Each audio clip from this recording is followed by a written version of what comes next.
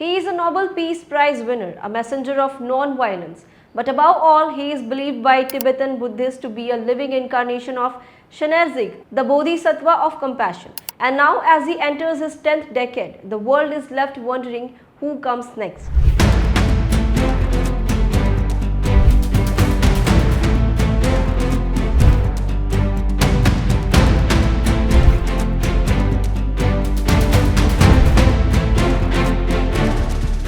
Hi, this is Khatija and you're watching the Free Press Journal.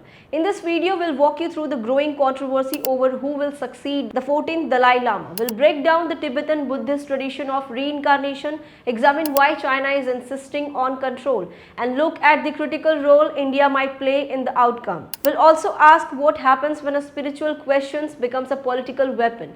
So stick with us. For over 600 years, Tibetan Buddhism has passed down its most sacred leadership through reincarnation. Not ballots, not bureaucracy, but rebirth.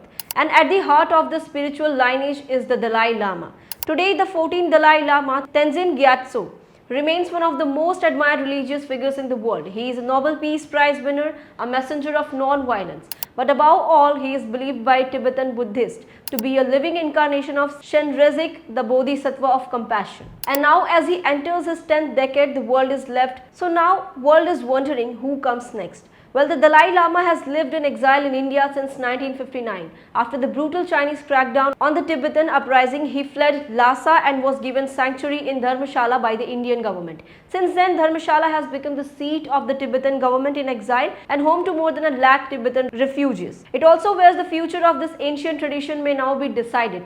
In a recent book titled Voice for the Voiceless, the Dalai Lama wrote, "The search for my successor should be carried out in accordance with past tradition," which means that after his death, senior monks and spiritual leaders would begin a careful search for a young boy who shows signs that he is the reincarnation of the Dalai Lama. This process has been followed for centuries. It's how the 14th Dalai Lama was found in 1939 as a 2-year-old boy in a remote village and in Amdo, Tibet. But this time things are very different. Now talking about China.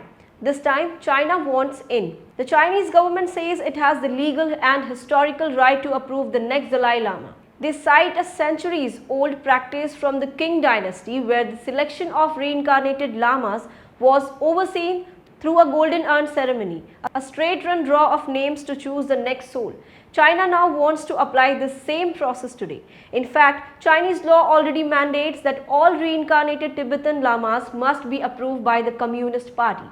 Yes, you heard that right, an atheist state deciding reincarnation. But for Tibetan Buddhists, this is not just interference, it's spiritual hijacking. Tibetan tradition holds that only the current Dalai Lama can guide the search for his next rebirth. The 14th Dalai Lama has clearly rejected China's claims. He has even hinted that his successor may be born outside Chinese territory, possibly in India or in a free Tibetan community abroad. So in his word, no recognition or acceptance should be given to a candidate chosen for political ends, including those selected by the Chinese. And that puts India at the center of a delicate balancing act. India has offered Tibetans sanctuary, land, education and dignity. But it has not officially taken a position on the Dalai Lama's succession. Why? Because China has already warned that any support to non-China approved Dalai Lama will damage ties with New Delhi. The Chinese ambassador even said in 2019 that bilateral relation would be affected if India disregards the traditional process.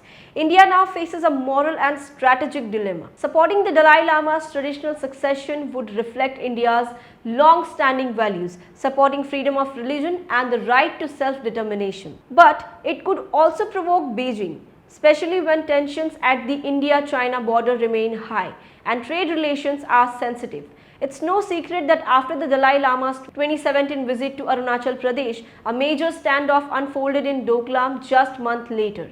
India is a walking diplomatic tightrope between spiritual loyalty and strategic caution. Meanwhile, other countries are taking clearer stance. The United States has repeatedly voiced concern. In fact, in 2020, the US passed the Tibetan Policy and Support Act saying only the Tibetan Buddhist community has the right to determine the Dalai Lama's succession. They even threatened to sanction Chinese officials who interfere in the process. But for India, the stakes are much higher. This isn't just about symbolism, it's about security, diplomacy and 1.3 billion people watching every move. So what happens now? Well, we may see two rival Dalai Lamas soon. One born and recognized by Tibetan monks in exile, and another approved and groomed by the Chinese state in Lhasa. Well, the purpose of life is not power but peace, says the Dalai Lama. The question of who becomes the next Dalai Lama is no longer just spiritual. It is political, it is personal, it is about the right to believe and the power to decide who gets to believe. So that's all. Thanks for watching. If you found the story meaningful, make sure to like, share and subscribe to the Free Press Journal.